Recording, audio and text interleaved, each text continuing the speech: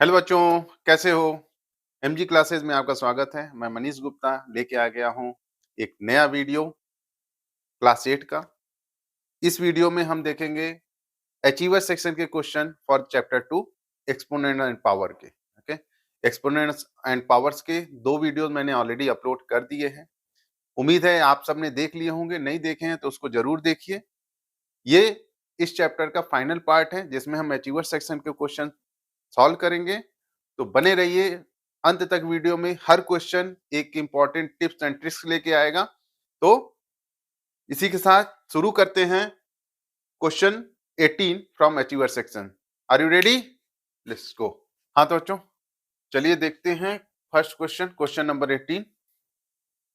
Question number 18 में आप देखो ये क्या है, कुछ नंबर्स हैं उस पर कुछ डेसिमल में पावर है और यहाँ पे क्या है 7/3 है, उस पर एक वेरिएबल है। ओके, एंड देन कह रहा है कि find the value of x. तो बच्चों कभी भी ऐसा क्वेश्चन आए जिसमें आपको पावर से रिलेटेड वैल्यू निकालने को बोले, ठीक है, तो आपको ये ध्यान रखना है इधर के एक्सप्रेशन को भी कुछ ऐसा करना है कि उसका बेस जो है 7/3 हो जाए।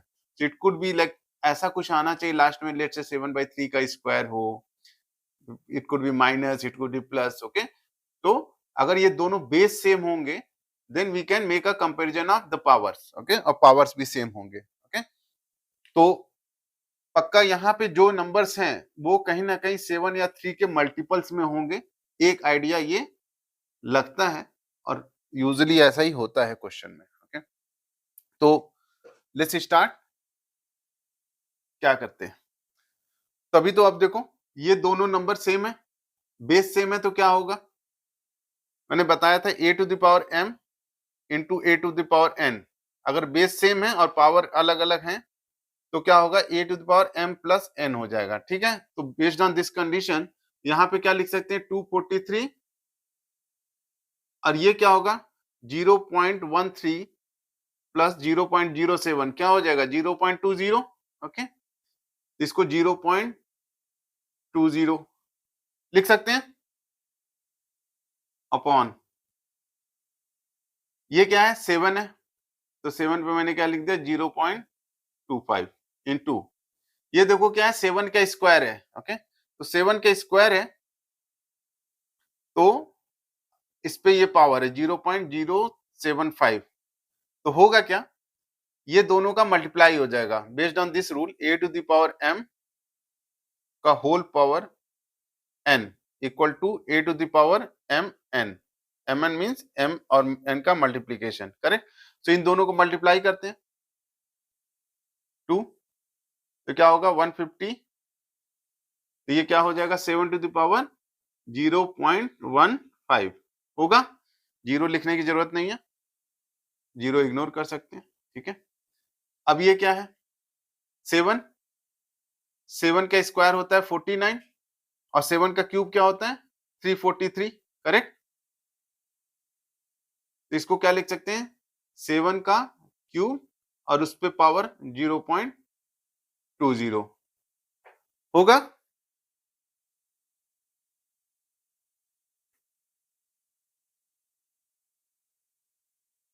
ठीक है, ये एक बार चेक कर लेते हैं 749 और 7 जा, अगर किसी को डाउट है 9 7 जा 63 और 28। ठीक है, तो 7 का 3 हो गया। अब यहाँ पे क्या करते हैं, इसको सेम यही फॉर्मूला लगाएंगे, तो ये क्या हो जाएगा 0.20 इंटू 3, ये क्या हो जाएगा 0.60, करेक्ट। तो इसको क्या लिख सकते हैं, इसको मैं हटा के क्या लिख सकता हूँ 7 टू पावर 0.60 लिख सकता हूँ कि नहीं, इजी। अब इसको मैं हटा देता हूँ, थोड़ा स्पेस बनाते हैं, फिर देखते हैं क्या करना है अगला। हाँ तो बच्चों अब देखो यहाँ पे बेस सेम हो गया, तो अब क्या बेस सेम हो गया तो क्या होगा पावर ऐड हो जाएंगे।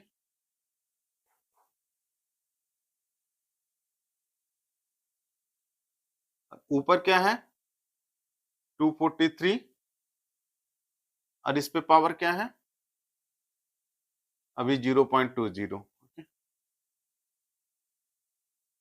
अच्छा, अब इस 243 को भी क्या लिख सकते हैं 3 के टर्म्स में, देखो यहाँ पे 3 है तो 3 के टर्म्स में कुछ देखते हैं तो क्या होता है 3 का क्यूब क्या होता है 27, फिर 3 टू पावर 4 क्या होता है 81 और 3 टू पावर 5 क्या होता है 243।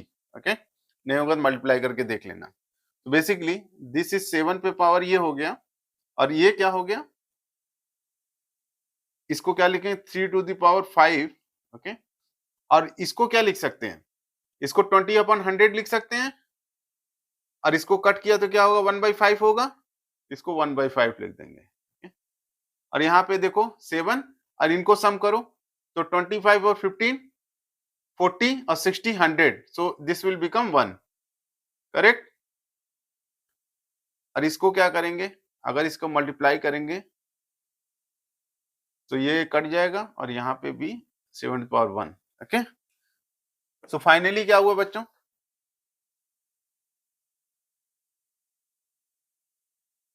अब क्या हो गया, हमारी वैल्यू हो गई 3 to the power 1 upon 7 to the power 1 which is nothing but 3/7। Okay, so left side की वैल्यू जो है वो क्या निकल के आई 3/7। ओके, अब चलते हैं अपने मेन क्वेश्चन पे।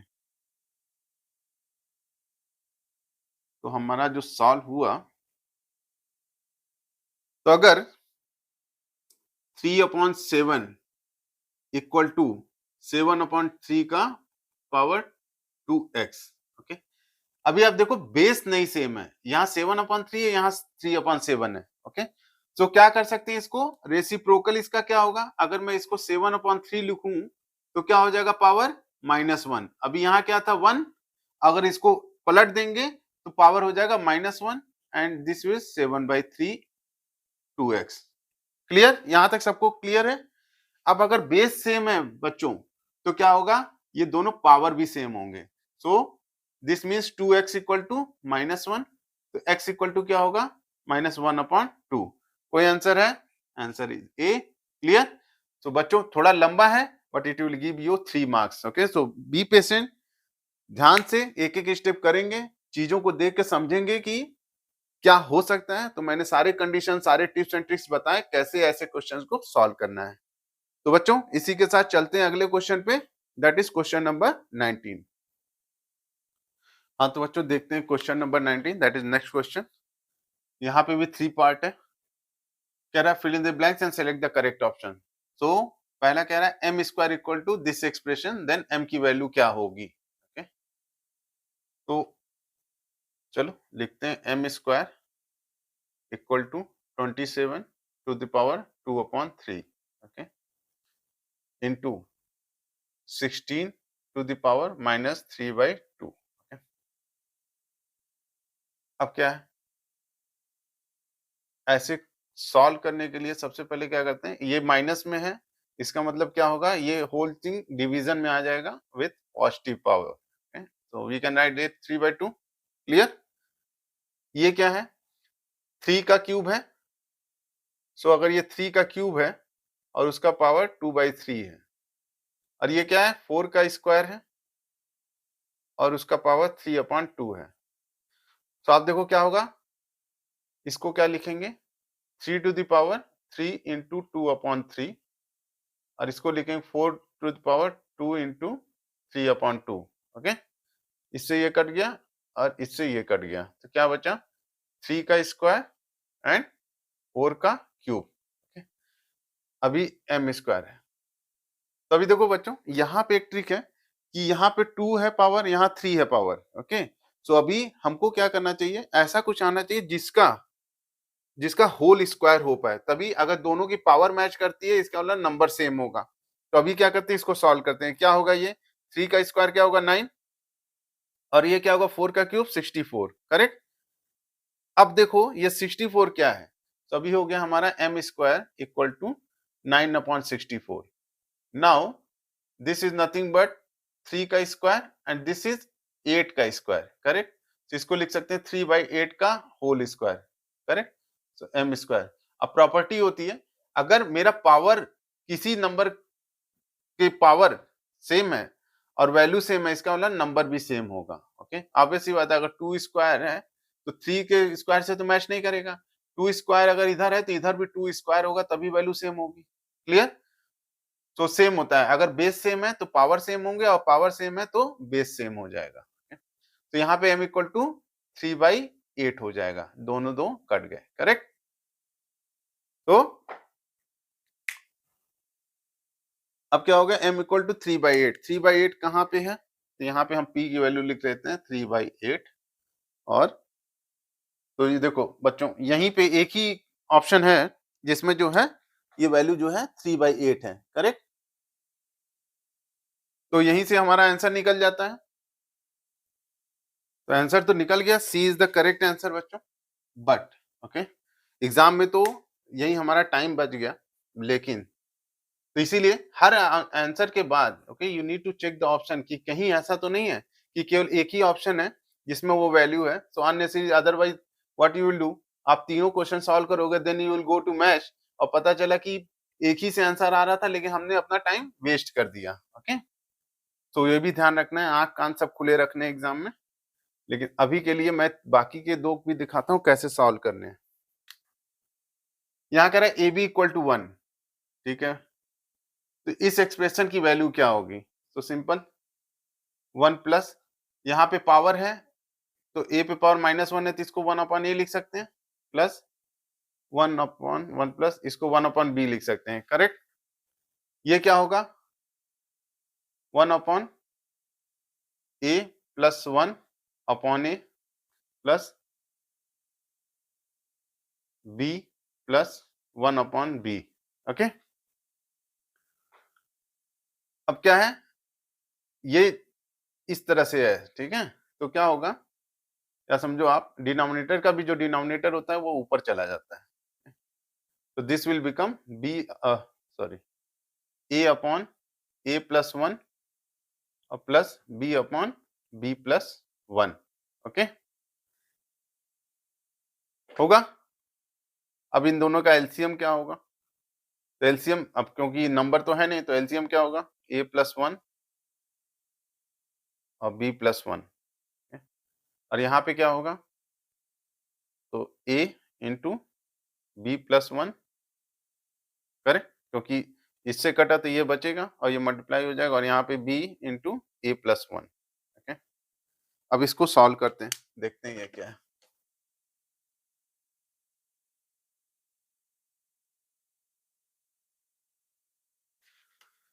तो इसको सॉल्व करेंगे तो क्या होगा, a b plus a plus a b plus b upon, अब इसको ए बी प्लस ए, ठीक है, ए का बी से मल्टीप्लाई, फिर ए प्लस बी प्लस, ठीक है, ए बी हो गया, ए हो गया, बी हो गया और 1 हो गया, करेक्ट। अब देखो आप, यहाँ कह रहा है ए बी की वैल्यू 1 है तो रख देते हैं, ए बी की value 1 plus a plus 1 plus B, और यहाँ पे ए बी की वैल्यू 1 रखते हैं, 1 प्लस ए प्लस, अब 1 पहले लिख लो, 1 plus b, correct, b plus 1 या 1 प्लस बी सेम है, तो ये क्या हो गया, सेम है, तो क्या हो जाएगा, वैल्यू इक्वल टू 1। ओके, सो अब देखो यहाँ पे q इक्वल टू 1 है, समझ में आ गया सबको।